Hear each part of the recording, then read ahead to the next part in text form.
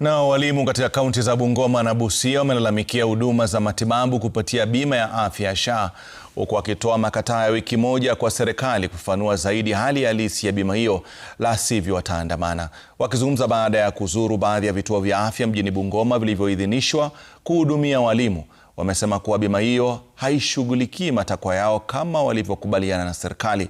Wanasema kuwa iwapo bima hiyo haitatekeleza huduma ipasavyo, itakuwa bora warejeshwe kwenye bima ya awali ambayo ilikuwa inawafaa.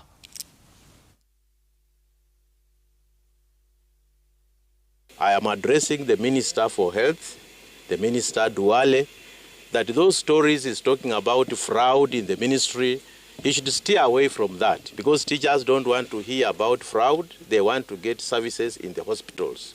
So these frustrations must stop.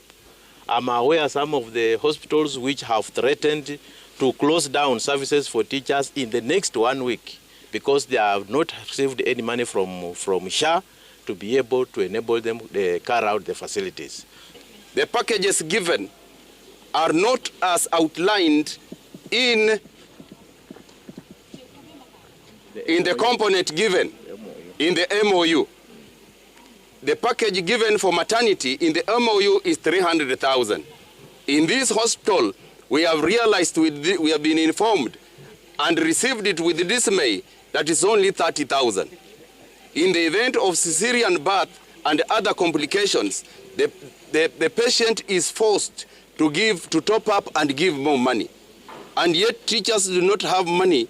We have been assured of a comprehensive insurance. Packages ambazo wamepea outpatient ni kidogo. Kwa mfano wamepeana package kama 75,000 na haziwezi chukua mwaka mzima. Mwalimu akikuja na familia yake unapata ya kwamba zinakuwa depleted within maybe a half a year. Na hiyo inaweka walimu wetu katika hali ngumu. Ama SHA imeshindwa, we are demanding Minet erudi. Even the hospitals are complaining.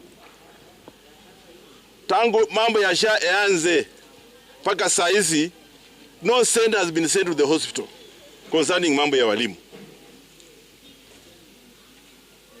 Sasa walimu tunataka tuwapatie 1 week. Watuambie ukweli ya mambo ya SHA.